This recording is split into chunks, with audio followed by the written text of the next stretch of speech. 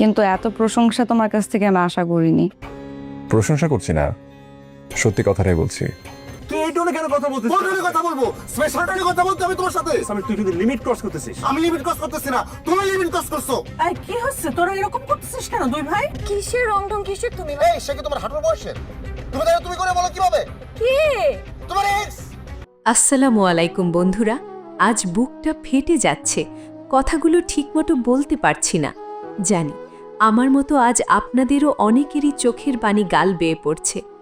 এটা আমাদেরই গল্প নাটকের আজকের পর্বটি দেখার পর কার বুকটা হাহাকার করে ওঠেনি বলুন তো?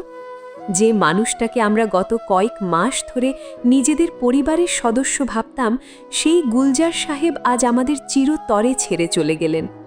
অবাধ্য সন্তান ফাহাদ ক্ষমা পেল ঠিকই, কিন্তু যে মানুষটার কাছে ক্ষমা চাইবে তাকেই আজ কবরে রেখে আসতে হলো। আজ আমরা এই গল্পের শেষ বিদায়ে ফাহাদের সেই বুক ফাটা আর্তনাদ আর আমাদের সবার প্রিয় গুলজার সাহেবের চলে যাওয়া নিয়ে কিছু কথা বলবো। ভিডিওটি একদম শেষ পর্যন্ত দেখুন, কারণ আজ আমরা আমাদেরই এক টুকরো হারানো স্বপ্ন নিয়ে কথা বলছি। বন্ধুরা, গত পর্বে আমরা এক চরম ট্র্যাজেডির সাক্ষী হলাম। ফাহাদ আজ দলিলটা হাতে নিয়ে বাড়ির উঠোনে দাঁড়িয়েছিল, কিন্তু সেই দলিল দেখার মতো মানুষটিই আর নেই। ফাহাদ দলিল ফিরে পেয়েছে ঠিকই, কিন্তু আজ সে বড় একা, বড় নিঃস্ব। জানা যায় যখন সে তার বাবার কফিনে কাঁধ দিচ্ছিল, তখন কি আপনারা খেয়াল করেছেন ওর চোখের সেই শূন্যতা? সারা জীবন যে বাবা তাকে আগলে রাখলেন, আজ সেই বাবাকেই সে নিজের হাতে মাটির নিচে রেখে এলো।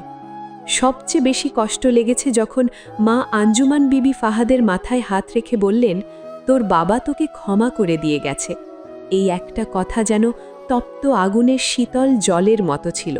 কিন্তু ফাহাদের বুকের ভেতরকার অপরাধবোধের আগুন কি কোনো দিন নিভবে? সাইরা আর মেহরিন আজ বোন হওয়ার প্রতিজ্ঞা করেছে, পরিবারটা আজ আবার এক হয়েছে। কিন্তু ডাইনিং টেবিলের সেই প্রধান চেয়ারটা আজ সারা জীবনের জন্য খালি হয়ে গেল। গুলজার সাহেবের এই চিরস্থায়ী শূন্যতা আজ আমাদের বারবার কাঁদিয়ে যাচ্ছে।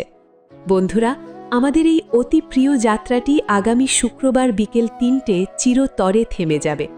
এটা আমাদেরই গল্প নাটকটি হয়তো আর কোনো দিন নতুন কোনো পর্ব নিয়ে আমাদের সামনে আসবে না, তবে এই নাটক আমাদের এক কঠিন শিক্ষা দিয়ে গেল।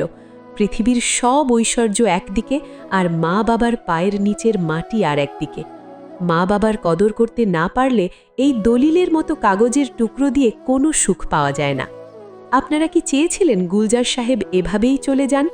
আপনাদের মনের ভেতর আজ যে হাহাকার চলছে তা আমাদের কমেন্ট বক্সে জানান। আজ কোনো দ্বিধা করবেন না, আপনার চোখের জল আর মনের কথাগুলো আমাদের সাথে শেয়ার করুন, কারণ আজ আমরা সবাই এই পরিবারেরই সদস্য। তাই ভিডিওটি শেয়ার করুন, যেন সবাই একবার হলেও মা বাবার কথা ভাবে। ভালো থাকবেন সবাই। আল্লাহ হাফেজ।